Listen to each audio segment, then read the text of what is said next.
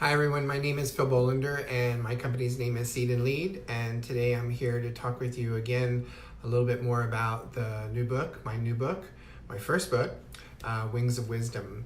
So earlier I was on with the editor, one of the editors, Marianta Hasapis, and let's see what we've got going on here. I've got another surprise for you.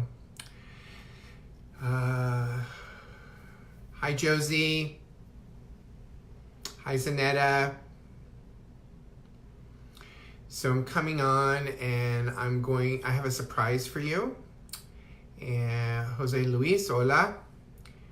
So I have a surprise for you and I'm just waiting a few minutes for the surprise to show up.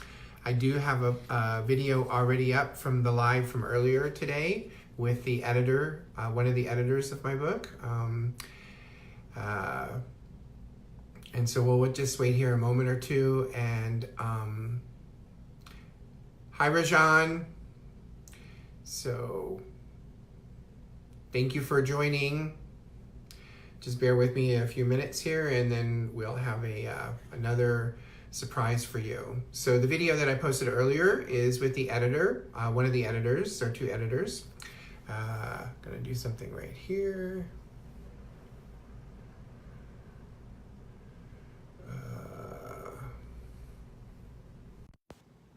Technology as you watch me.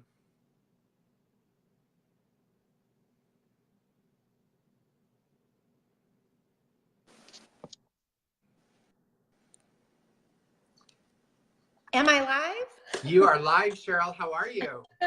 I'm doing well. This is a first for me. I'm excited. Well, thank you for being willing to do something for the first time with me. I'm really excited. It's great to see you. Likewise. Wow. It's been a while since we've seen each other. Yes, it has been. Now, is your phone horizontal or vertical? Which way should it be? It should be horizontal. All right, it's horizontal. I have all of one more experience than you. This is awesome.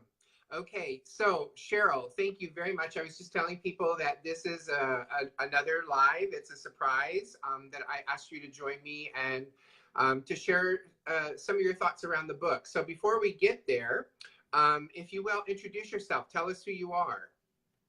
So I'm Cheryl Throgmorton. I live in St. Louis, Missouri. I am an organization development and learning professional. And Phil and I was trying to calculate it. We met over 25 years ago. So I've been really fortunate and blessed that our paths have crossed. And, Phil, I attribute, learning with you, some of my first exposures to, leading teams and facilitating well. So I want to thank you for that learning. Like I met you early in my career, and it really helped pave my way to success. So I appreciate you.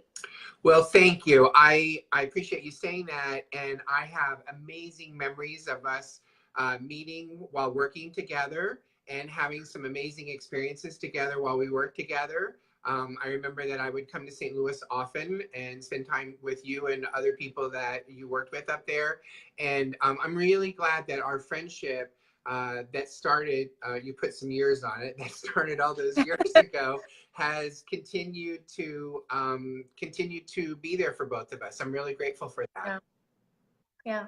And, me too. And the other thing for me is I'm really excited for you for your success in your career. I mean, it's always interesting for me as I sort of reflect back on a 35-year career and look at the points that are most important for me and most meaningful to me. And it's always around the people realizing their dreams, realizing their aspirations in their professional and personal lives. And for sure, you're somebody who I've watched over these last, again, you put the years on it, and seeing you just continue to be amazingly successful. And I'm really, really happy for you. Thank you, Phil. So with that in mind, I'm just going to give a brief around one of the trips that we took so that people know that we actually traveled together. And then I'm going to ask you three questions. So Cheryl was brave enough to travel with me. I think the year was 1998. So there we go with years. And we made a trip to Spain and Portugal. And I think you posted this. One of the highlights was that we took a day trip over to Morocco. And so we got on the ferry and we went over to Morocco. And one of the things that's most vivid for me was buying these rugs in a market and making sure that we got back to the ferry in time to get back to our condo in the Costa del Sol. And I just really appreciate the trust that you had in me in making that trip with me, because I get that. I get that travel is a really, really big deal. And when you choose to travel with someone else, you're putting a lot of trust and respect in the relationship. And so I want to just honor that and tell you that it still means a lot to me. And every time I walk into my office, I'm walking on one of the rugs that we bought together that day. That's great. So thank you for that. So I'm curious, what was it that drew you to the book other than knowing me? What was it that drew you to the book? And I think, I think we share similar interests. Like, I love to travel as well and have had the pleasure of traveling pretty extensively. I was, what did you call it? A domestic road warrior. Yes. Much of the 1990s and benefited from using frequent flyer miles. But I think more importantly that we're learning professionals and we try to become more self-aware and to grow ourselves and to grow the teams that we support and the leaders that we support. So, what on the surface feels like it's a travel book, but it really is a self-reflection exercise. And it's like I have to show you this other book that I was reading. So it's a textbook. So I've been teaching an online class called Leveraging Diversity and Inclusion. And like one of the quotes in here, individuals who are more culturally aware and focused on learning are more inclusive than others and may well be better leaders. And it strikes me that, there's a lot of theory in here. And what strikes me about this little simple 2-hour read book is that it's a way to really become more self-aware. Part of the chapters in this text is about how do we bring our whole selves to work? How do we, and this is a way, that we can do that.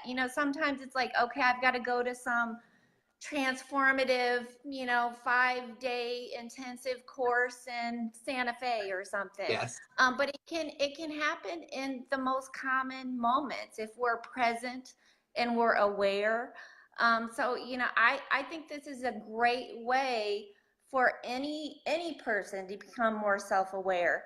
And all of the chapters are, the reflection questions, just spending time. This is a self-growth.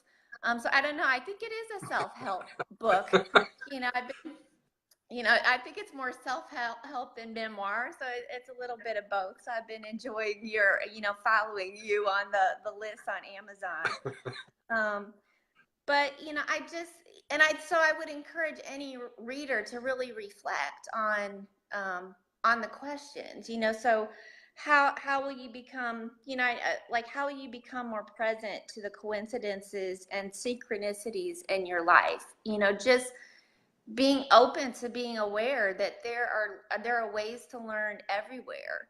I'm drinking coffee out of this cup that I bought it in the Minneapolis airport in one of my favorite stores, and it says the universe knows, embrace the moment. So yes. Just knowing that we're all connected and that there's something for us to learn from each other if we're just open to learning, open to experiencing the moment with others who may seem like complete strangers, and I think I shared that it made me remember some stories. I spent, I don't know what you call it whenever you're traveling by train. I guess that's still a domestic travel warrior. It is. And I would spend, Mondays and Fridays commuting back and forth between Kalamazoo and Michigan. And it was so weird that, how the universe, will present you with opportunities to learn. So a couple of examples, I was I was getting a little weary of like traveling back and forth, and I was starting to apply for some other jobs in St. Louis, and some of them, were outside of healthcare, and I found a passion working in healthcare because Mhm. it's important for me to work at an organization that it's easy to describe the good that it provides for the world. So healthcare is a good fit for me in that way. Yes. And there was this young man who joined, got on the train in Kalamazoo, or in Chicago. His name was Matan, who actually in Hebrew means the gift. So it was such a gift to have this conversation with him. And his parents were both in healthcare, and he told me his journey for, deciding that he wanted to study immigration law, and so he helped me realize that he was like, it sounds like you have a real passion for healthcare, and that sounds like the fit for you. It was also an opportunity for me to, he had just turned in like this research paper, and he walked me through his premise, and he kept checking his phone to see if his grade had been posted. And I kind of like assured him that it sounded like a really solid research project and everything. And by the time we made it to St. Louis, he had gotten confirmation that he had gotten his A. Oh, So wow. it was like this great gift. Another time I was reading the book like Being Mortal by Atul Gawande about how we need to embrace aging and death more wholly here, in the United States. Like, we try to fight off everything, and maybe just dying with grace. And I was sitting next to this woman named Madeline, who was like, you know and and she was like, she made mention that she was celebrating her 83rd birthday, and she just seemed so young and youthful, and so it gave me an opportunity to like ask her, it's like, what's your secret to youth? And it was funny. She's like, well, I'm active, and she's like, and I date, and, and I thought that was funny. She's like, my husband passed, but I've been dating someone, and I'm active. And she's like, I surround myself by, people I love and who love me. And I thought that was a great lesson. So reading your book like helped me remember, these stories, and I have them jotted, like all the lessons, in my phone. But it just resonates with me that this is a great way to, become more present, to become more self-aware, and to, learn those lessons that the universe puts in front of us every moment, if we're just, again, if we're present and able to learn from them. Thank you very much for that, Cheryl. I'm getting some feedback around our viewing, and I'm not really sure what to do about it. You've got your phone on horizontal. I've got my phone on horizontal. Yeah, it's like the comments are like the other way. Yeah, And I comments are saw this way, and then I'm yeah, I'm in the full screen and you're in the small screen. yeah. Because Uh, I saw some of, my friends were on. I'm like, I didn't know how to. So yeah, this is a first okay, first for me. It's hard to read the comments it like sideways. it is. So what we'll do is we'll just continue on with it, and then we'll see what we have at the end to post up. Because those who are watching it live obviously are seeing something that we're not seeing, and then we'll see how it posts live. Okay. Okay. So thank Great. you for all those comments. I'm really humbled by them because I remember you actually gave me a journal for one of my birthdays years ago, and it was a 5-year journal. And I periodically go back and look at that journal because it was really important for me to, one, journal, and then also what I liked about the journal that you gave me was it gave me the opportunity to look at previous years after I'd written out the 5 years. So, it's interesting because we are lifelong learners. We are looking for the opportunities to learn. And for me, what learning is all about is taking in new information and then, quite frankly, doing something with it. Because it's one thing to go to a program, it's one thing to read a book. It's another thing to actually reflect on it, gain some insight, some inspiration and motivation, and then actually do something with it, which is my next question. What is one of the takeaways that you had as a result of reading this book? And I definitely want to go back and reflect more on some of the questions. For me, it solidified, some lessons that were, kind of hard for me to learn, and I may still be learning.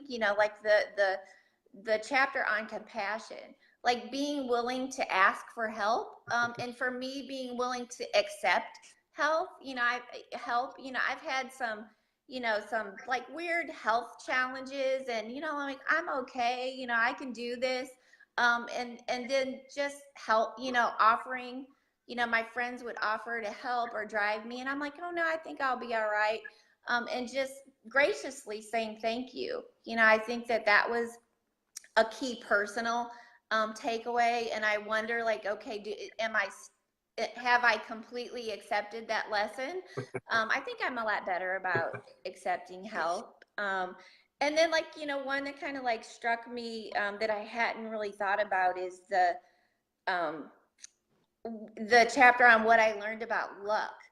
And that, sometimes that friends or family, they can be, like, why didn't that happen to me? And it's like, we can accept, our quote unquote, our luck, our accomplishments. And that doesn't take anything, away from wishing luck on anyone else. So, just owning and being willing to shine and to celebrate, and to not let, someone else's, um, feelings take away from that. So, that's like, so those are personal, um, the personal journey that I'm on that really struck me in these chapters.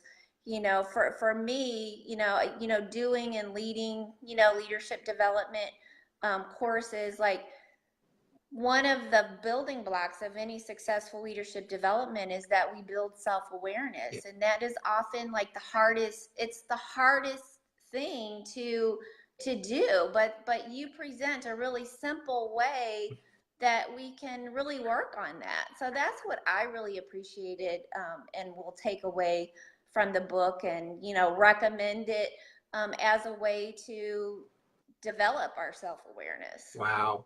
Thank you, Cheryl. I will tell you, full disclosure, the chapter on luck was the most difficult for me to write because, to be honest with you, I am not a subscriber, believer, or follower of luck. I'm, I sort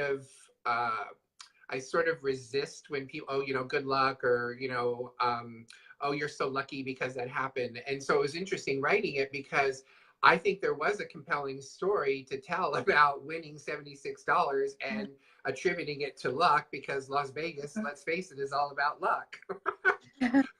So Yeah. I appreciate you pointing that out, because, and the other thing too is I really appreciate that you see this book on the multiple layers that it was intended to be, because one of the things that's been the highlight of my career is being able to see both the complex and the simple at the same time, and then also be able to take the complex and make it simple for people. And you're right, self-awareness is a critical aspect of being a leader in any role, any leadership role. And so many people struggle with it because they think it's this huge, challenging thing that's beyond their comprehension and capabilities. And the reality is that what you said earlier hits it on the head, which is, when you're present in the moment and you give the opportunity with an open mind and an open heart to experience it, then you will become very aware of yourself. And it's a progressive thing. It's not a one-time thing. I mean, this isn't about landing in a destination. This is about the journey of getting there.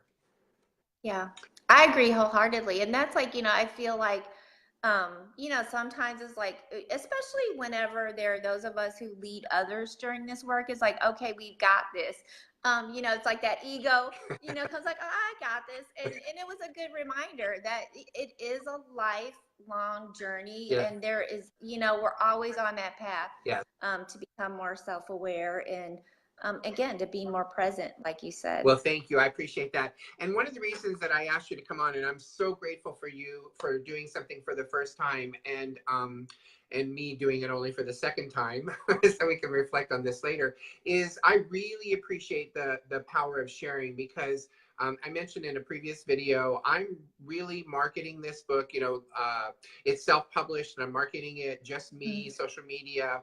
And what I really appreciate is that you were willing to read the book. And I love that you read it on the plane because that seems so apropos, right? So you read it on the plane and then you wrote your review. And what I really love about it is that as a result of that, some of your friends were gravitated towards the book and they're now going to read the book. And that's really part of my mission, is the ripple, is letting it ripple out, so that people can see the simplicity in it. And then, for me, Cheryl, it's really, really important to serve and give back. And one of the things that's happened as a result of this book, and I mentioned it in another video, but I'll mention it here again, is a friend of mine who's a global road warrior, and she and I have known each other for a number of years. I won't give away our number of years, but we've known each other for a number of years. We've traveled together internationally.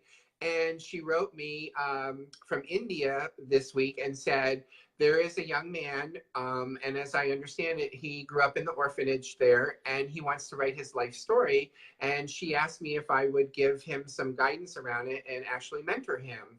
And I have to tell you, it really makes me emotional to think that that I could have that kind of an impact and serve in that way to somebody else in the world. And so I'm really, really grateful for you doing this. I'm really humbled by the support that you give me. And it's interesting that you compare the book to the textbook, because there was one time in my life that I thought that I would be an academic and that I would be teaching students. And my life, as you know, because you were there when it happened, my life took a turn in corporate America that allowed me to do that learning and training in corporate America for, almost 35 years. And it's the core of who I am. And so it's great that we're connected in that way. Yeah, I agree. So thank you. And I wish you, much success. And yeah, it's definitely a bridge, a bridge from, the practical, it makes the theoretical way more practical. So well done, my friend. Thank you very, very much. I love you very much. I'm so grateful we got to do this, and look for it to come on live when I figure out how to push the buttons. Okay, great. Thank you. Okay, bye-bye. Love you.